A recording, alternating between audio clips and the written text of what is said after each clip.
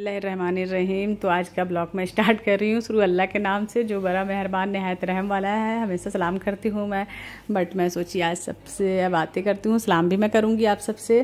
तो बस आज का ब्लॉग बहुत ख़ास है, बहुत स्पेशलिस्ट। मैं पर्सनली ये ब्लॉग मैं अपने सारी बहनों के लिए जिनकी मैरिड नहीं हुई है, जो होने वाली हैं, उनके लिए बना रही हूँ। कुछ बातें हैं जो बहुत ज़रूरी है उनकी लाइफ में, शादी से पहले जानना समझना। तो इसलिए मैं सोची क्यों ना मैं आज ऐसी टॉपिक पे बात करती हूँ जो आपके लिए, आपकी आने वाली ज़िंदगी के लिए बहुत अच्छा रहेगा। एक शौहर कैसा होना चाहिए, हर लड़की की ख्वाहिश होती है कि उसका शौहर अच्छा हो, नेक हो, तो वो कैसे होगा। तो वो बस आप मेरी वीडियो को देखिए, और मेरी वीडियो अच्छी लगे तो जल्दी से लाइक शेयर, और नए हैं तो बस सब्सक्राइब भी प्लीज़ कर दीजिए। तो बस मैं पर्सनली ये वीडियो आप सबके लिए बनाई हूँ, आप सबको बहुत अच्छा लगेगा। मेरी बातें सुन के और समझने की कोशिश करेंगे, और आगे इंशाल्लाह आप सबकी लाइफ बहुत अच्छी होगी। कोई भी काम करो तो बहुत सोच समझ के, और ये शादी तो बहुत लाइफ का बहुत बड़ा डिसीजन है। अस्सलाम वालेकुम, कैसे हैं आप सब? उम्मीद करती हूँ खैरियत से होंगे, और अल्हम्दुलिल्लाह आप सबकी दुआ से हम भी अच्छे हैं। तो यहाँ पे बस मैं आ गई आप सबसे थोड़ी सी बात करनी थी मुझे। एक्चुअल में अभी जो मैं ब्लॉग डाली थी तो कुछ दिन पहले, जिस पे था ससुराल वालों पे, जॉइंट फैमिली के ऊपर, तो एक बहन ने मुझे कमेंट किया था कि आप ऐसे बोलेंगी तो हम बैचलर हैं, अभी शादी नहीं हुई है, तो हम तो डर जाएंगे, ऐसी नेगेटिव बातें मत कीजिए। तो बात नेगेटिव नहीं, बात हकीकत है, ये हकीकत है ज़िंदगी की, और इससे तैयार रहना चाहिए। ऐसे ही काश मुझे कोई समझा देता, या मैं इतना समझ जाती और फिर शादी करती ना, तो शायद उस टाइम की बात ही अलग थी। जितने ऐसा कोई समझाने वाला नहीं था, और ज़िंदगी को इतना मतलब नहीं समझी थी इतना। तो अभी जो मैं समझी हूँ, जो मेरा एक्सपीरियंस है इतने साल का, तो बस इस बेस पे, और जो मैं देख रही हूँ, लोगों को समझ रही हूँ जहाँ तक, तो इसलिए मैं ये सब बातें करी। और मैं नेगेटिव बातें ज़्यादा नहीं करी हूँ ससुराल के ख़िलाफ़, इतना ज़्यादा मत डरो कोई भी, क्योंकि ससुराल गेंदा फूल बोलते हैं ना, तो वो है। तो बस आपके हाथ में है, आप कैसे रखना चाहती हैं, कैसे रहना चाहती हैं उन लोगों के साथ। तो एडजस्ट तो करना पड़ता है, और ज़्यादा मत डरो, अल्लाह पाक हैं, अल्लाह पे यकीन रखो। और अल्लाह से सबसे पहले मैं ये बात बोलना चाहूँगी, जितनी भी कुमारी लड़कियाँ हैं जिस तो शादी करने वाली हैं, जिसकी शादी होने वाली हैं, तो वो तो अपने नसीब के लिए बहुत बहुत दुआ करें। जो दुआ आप दिल से करेंगे ना अल्लाह पाक से, वो कोई नहीं कर सकता। मैं भी नहीं कर सकती वो ना, लेकिन मैं इस चीज़ को, दर्द को समझती हूँ ना, तो मैं करती हूँ। मैं सबके लिए दुआ दिल से करती हूँ, लेकिन मैं ख़ास करके सारी लड़कियों को ये बात बोलूँगी कि आप अपने नसीब के लिए दुआ करें कि अल्लाह पाक आपको नेक शौहर दे, अच्छा शौहर दे, आपका जो लाइफ पार्टनर हो, जीवन साथी जिसको बोलते हैं, तो वो एकदम अच्छा हो, जो आपको समझे, परिवार के साथ साथ आपको लेके चले। परिवार तो है, मैं नहीं बोलती परिवार को छोड़ दे बीबी के लिए, परिवार के साथ साथ पहले आपका जो बीबी का, तो आपकी बीबी पे आपका क्या हुकूक है, तो उससे जाने। और लड़का ना दीनदार हो, जो दीनदार होगा ना, जो अल्लाह से मोहब्बत करता होगा ना, जिससे अल्लाह से मोहब्बत होगी ना, वो आपसे भी मोहब्बत करेगा, आपका हुकूक अदा करेगा। तो बहुत सारी ऐसी बातें हैं। तो मैं सोची क्यों ना आप सबसे बातें कर लूँ, ये जो डर है और जो है आप लोग के दिल में, ये मैं क्लियर कर दूँ। तो ऐसा सबका नसीब नहीं होता है, और अल्लाह ना करे मेरे जैसा नसीब किसी भी बच्ची का हो। मैं सारी बच्चियों के लिए दिल से दुआ करती हूँ कि अल्लाह सब बच्ची का नसीब अच्छा करे। पहले मैं नहीं समझती थी, बहुत कम एज में शादी हो गई, समझ में नहीं आया मुझे दुनियादारी और इतना कुछ। अगर काश समझ में आती तो मैं भी अल्लाह पाक से खूब रो रो के और खूब अपना नसीब अच्छा लिखाती कि अल्लाह मुझे अच्छा शौहर दे, नेक शौहर दे। जितना मैं समझी हूँ तो मैं भी एक चीज़ करती, लेकिन अब ये चीज़ मैं अब जैसे मतलब समझी हूँ ना, तो मैं अब सारी बच्चियों के लिए दिल से दुआ करती हूँ। मेरी भी 2 बच्ची हैं, और जितनी बच्चियाँ सारी मेरी बच्ची हैं, तो मैं सारी बच्चियों के लिए दुआ करती हूँ कि अल्लाह हर बच्ची का, हर लड़की का नसीब अच्छा हो, नेक शौहर मिले। गरीब अमीर चल जाएगा, लेकिन ना मोहब्बत वाला हो, ईमानदार हो, मुखलिस हो उसके साथ, और उसका ख्याल रखे। उसे मत ताजमहल बना के मत दे, लेकिन वक्त दे। ताजमहल ज़रूरी नहीं है कि मोहब्बत में ताजमहल बना के दो तभी आपकी मोहब्बत होगी। आप वक्त जो होता है, जो वक्त होता है ना, वो बहुत कीमती होता है। वो इंसान अगर आपको दे रहा है ना, कोई आपका पार्टनर, आपका शौहर आपके साथ रह रहा ना, आपको सपोर्ट कर रहा ना, ये बहुत बड़ी बात है। तो हर बच्ची का नसीब हो, ऐसे डरने वाली कोई बात नहीं है। ज़िंदगी है, उतार चढ़ाव तो ज़िंदगी में आते हैं, ज़िंदगी का हिस्सा है ये। लेकिन ये हकीकत है कि बहुतों के साथ ऐसा होता है, हो रहा है लाइफ में आगे, और बहुत कुछ। मैं तो इतना समझी हूँ ज़िंदगी से कि मैं इतना कुछ समझी हूँ, और आगे बहुत कुछ मुझे देखना है, समझना है, बहुत कुछ फेस करना है। मैं उसके लिए ना अपने आप को तैयार करती हूँ।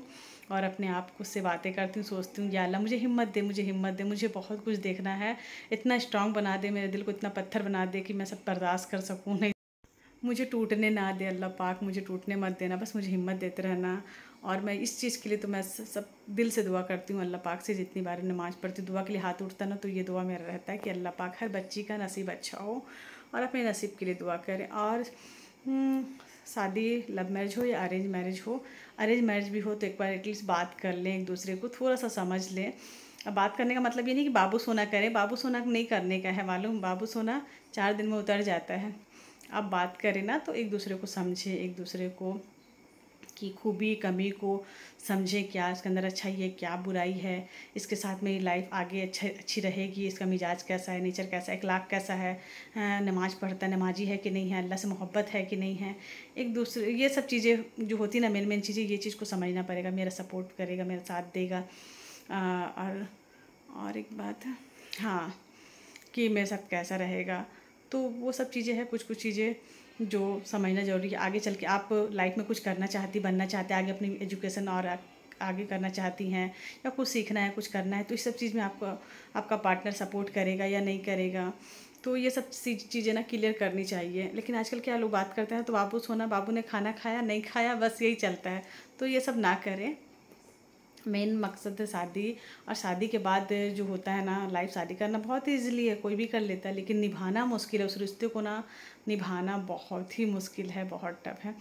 मैं तो खैर क्या बोलूँ, शादी के लिए तो मैं कुछ किसी को नहीं बोल सकती। करना तो है, नबी की सुन्नत है, और बिना शादी करे इंसान, कोई भी लड़कियाँ नहीं रह सकती है। उसको अपने ससुराल और अपने शौहर परिवार जो भी है वो ज़रूरी है, लाइफ का ये हिस्सा है, ये ज़िंदगी है, ऐसे ही होता है। मैं ये नहीं बोलूँगी शादी मत करो आप लोग, लेकिन शादी ना लाइफ का बहुत बड़ा डिसीजन है, इसे बहुत सोच समझ के इत्मीनान से घर वाले भी कर रहे हैं या आप अपनी पसंद से कर रहे हो, तो बहुत ही सोच समझ के करना। आप शादी किसी से भी कर रहे हो, सारी बातें क्लियर करके और अच्छे से, और अपना माइंड को ना नेगेटिव बातें ना सोचें, पॉजिटिव सोचें, अच्छा सोचें कि इंशाल्लाह मेरे साथ अच्छा हो। अच्छा, अल्लाह पे यकीन रखें, नमाज़ पढ़ें, सबसे पहली बार नमाज़ पढ़ें, अल्लाह पे यकीन रखें और अल्लाह से दुआ मांगें, रो रो के मांगें, तो अल्लाह पाक कभी कभी जो हाथ में लकीरों में लिखा होता है ना गलत चीज़, कभी कभी अल्लाह पाक उसको भी बदल देते हैं। मैंने अभी कुछ दिन पहले एक हदीस सुनी थी, पहले भी सुन चुकी हूँ, सबने सुना होगा, मैं बता दूँ कि एक अभी रिसेंटली मैं सुनी हूँ, कल परसों ही, तो मुझे याद आ गया। तो अल्लाह ने मतलब सुनी थी मैं कि एक औरत आई, एक जो जानते, जो हाथ वाथ देखते हैं, कि मुझे देखो, हाथ देख करके बताओ कि मेरे हाथ में औलाद है कि नहीं है। तो वो बाबा देख करके बोले, नहीं आपके हाथ में तो औलाद की लकीर नहीं है, नहीं है आपके पास औलाद। तो वो एकदम भड़क गई कि आप कौन होते हैं औलाद के लिए बोलने वाले, कि मेरे नसीब में औलाद है कि नहीं है। आपसे मैं चैलेंज करती हूँ कि मेरे पास मेरे पास औलाद होगा मुझे, और मुझे अल्लाह पे यकीन है, अल्लाह मुझे औलाद देगा। फिर 2 साल के बाद वो लेडीज़ अपने बच्चे को गोद में लेकर के आई और बाबा को दिखाई, ये देखिए आप कौन होते हैं मुझे बोलने वाले कि मुझे औलाद नहीं होगा, ये देखिए अल्लाह ने मुझे औलाद से नवाजा है और मेरी गोद में है। तो वो बाबा ने फिर से उसका हाथ देखा, तो उसके हाथ में वो औलाद की लकीरें थीं। तो कभी कभी अल्लाह पाक दुआ से तकदीर बदल देते हैं, नसीब बदल देते हैं, हाथ का लिखा हुआ, नसीब का लिखा हुआ भी बदल देते हैं। कभी कभी कोई चीज़ें हमारी किस्मत में नहीं होती है, लेकिन हम दुआ से उससे मांग लेते हैं और अल्लाह दुआ के ज़रिए हमें दे देता है। तो आप अपना नसीब अपने मतलब अपने दुआ से बदले, अल्लाह से दुआ मांगे, दुआ पे यकीन रखें, अल्लाह पे यकीन रखें। अल्लाह से जब दुआ मांगे ना, उस दुआ पे यकीन रखें, अल्लाह पे यकीन रखें कि मैं ये दुआ मांग रही हूँ, दिल से मांग रही हूँ, और अल्लाह वो दुआ कबूल करेगा। तो यकीन आपका ना एकदम, ईमान आपका ना बहुत अच्छा होना चाहिए एकदम। हाँ, मुसीबतें आती भी हैं तो ये यकीन रखना चाहिए कि ये मुसीबतें वक्ती है, ये ख़त्म हो जाएगी, अल्लाह आजमाता अपने नेक बंदों को, इस पे यकीन रखना चाहिए। मैं आप सबसे यही बोलना चाहूँगी कि आप सब खुश रहें, अपने नसीब के लिए दुआ करें। हर बच्चियों के लिए मैं दुआ करती हूँ, और मैं बता नहीं सकती मैं कितना तरफ के, मतलब मेरे दिल से यकीन नहीं करोगे, ये दुआ मैं कभी नहीं भूलती हूँ कि अल्लाह पाक हर बच्ची का नसीब अच्छा करना। जैसा मेरा हुआ ना, मेरे बच्चों के साथ मत होना, मेरे बच्चों को नेक शौहर देना, नेक मतलब ऐसा हो कि मैं ना, मतलब मेरी समझ मैं सोच से बाहर हो, मैं सोच इतना अच्छा, मतलब बच्चों को नसीब करना। मैं जिसको भी देखती हूँ ना, मेरे दिल से बस दुआ निकलती है। तो खैर बस अच्छे रहें, और बस और कुछ नहीं है, लाइफ ज़िंदगी यही है, उतार चढ़ाव बस। तो बस मुझे लगा कि आप सबसे बातें करती हूँ, और मुझे अच्छा लगता है ऐसे कि मैं आप सबसे बातें करूँ। तो बस थोड़ा बहुत काम करी, फिर मैं सोची चलो इस टॉपिक पे बात कर लेती हूँ। और भी बहुत सारी बातें हैं लाइफ की, मैं तो क्या बोलूँ अपनी लाइफ के बारे में। खैर ठीक है, इंशाल्लाह करते रहूँगी बात आप सबसे इसी तरह। बस आप सब दुआ में याद रखें हम मुझे, और आप सब के लिए मैं दिल से दुआ करती हूँ। अल्लाह पाक है, बस मेरे लिए भी, मुझे भी दुआ में याद रखिएगा। और कुछ बातें होंगी आप सबके मन में, कुछ क्वेश्चन तो आप कर सकते हैं, तो मैं जवाब दूँगी सबका। तो बस अपना बहुत ज़्यादा ख्याल रखिएगा, मुझे दुआ में याद रखिएगा। अल्लाह हाफिज़।